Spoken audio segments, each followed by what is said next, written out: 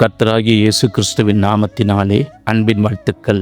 வேதாகம பகுதியில் நாம் இன்று காணப்போவது தொற்காள். தொற்காள் மத்திய தரைக்கடல் பகுதியில் உள்ள யோப்பா என்ற துறைமுக பட்டணத்தில் வாழ்ந்து வந்தாள்.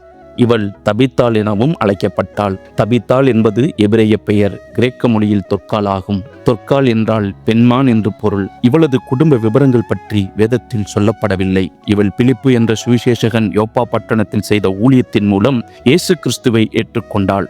இவள் ஒரு பிரசங்க சாதுரி அல்ல, ஒரு சொற்பொழிவாளரும் அல்ல, பெரிய பதவி, கல்வி, செல்வம் ஆகியவை உள்ளவளும் அல்ல. ஆனால் வாழ்க்கையின் மூலம் கிறிஸ்துவை வெளிப்படுத்தினாள்.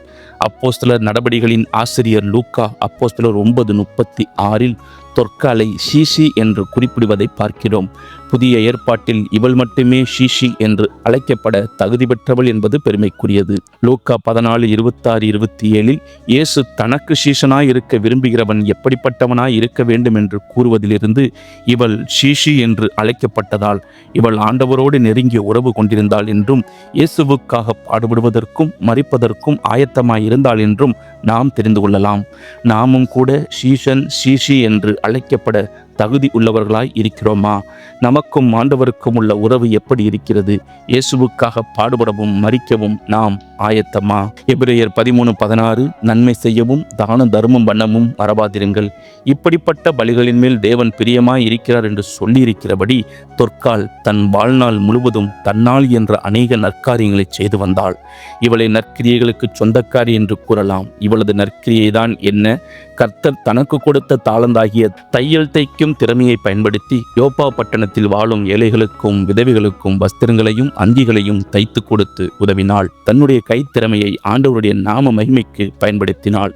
இயேசு கிறிஸ்துவில் வைத்த விசுவாசத்தை தன் கிரியையில் காண்பித்தாள். அவளது விசுவாசம் கிரியைகளினால் நிறைந்திருந்தது.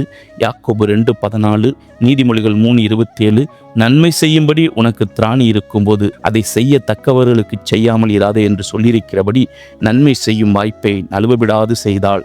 பிலிப்பு 2:4 அவனவன் தனக்கானவைகளை அல்ல பிறருக்கானவைகளையும் நோக்குவானாக என்ற அப்போஸ்தலனாகிய பவுலின் அறிவுரையின்படி பிறர் நலனில் உண்மையான அக்கறை கொண்டிருந்தாள். இப்படி நற்கிரியைகளை செய்து வந்த தொற்காள் திடீரென வியாதிப்பட்டு மரணமடைந்தாள். இதுவரை தொற்காள் தனது தையல் தைக்கும் திறமையை பயன்படுத்தி விதவைகளை போர்த்தியிருந்தாள்.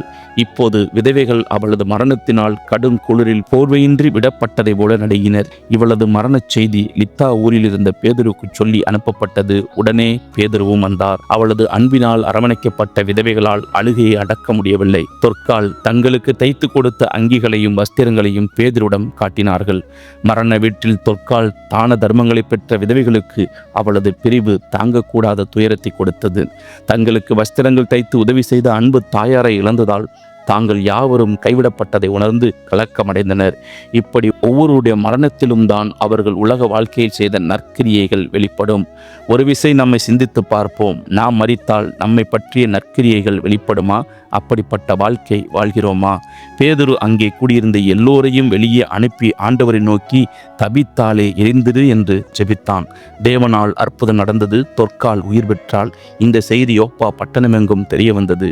தபித்தாளின் நற்கிரியை இன்னும் சிறிது காலம் வெளிப்பட தேவன் சித்தம் கொண்டபடியால் அவள் உயிரோடே எழுப்பப்பட்டாள். இது அப்போஸ்தலரால் செய்யப்பட்ட முதல் உயிர்த்தெழுதல். தொற்காளின் உயிர்த்தெழுதலின் மூலம் யோப்பா பட்டண மக்கள் அநேகர் கர்த்தரிடத்தில் விசுவாசம் உள்ளவர்களானார்கள். வார்த்தை பேசுவதை விட வாழ்க்கையே அதிகம் பேசும் என்பதற்கு தொற்காளின் வாழ்க்கை ஓர் எடுத்துக்காட்டு.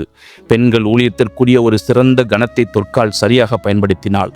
தொற்காலை போல ஆண்டவருக்கு சீஷியாய் நற்கிரியை செய்கிறவர்களாய் தான தர்மம் பண்ணுகிறவர்களாய் வாழ கர்த்தர் நமக்கு உதவி செய்வாராக. யாக்கோபு 1:27 திக்கற்ற பிள்ளைகள் விதவைகள் படுகிற உபத்திரவத்தில் அவர்களை விசாரித்து உதவி செய்யும் பக்தியை தேவன் நமக்கு தந்தருள்வாராக. கர்த்தராகிய இயேசு கிறிஸ்து தாமே உங்களை ஆசீர்வதிப்பாராக. கர்த்தர் நாம மகிமைப்படுவதாக. ஆமேன்.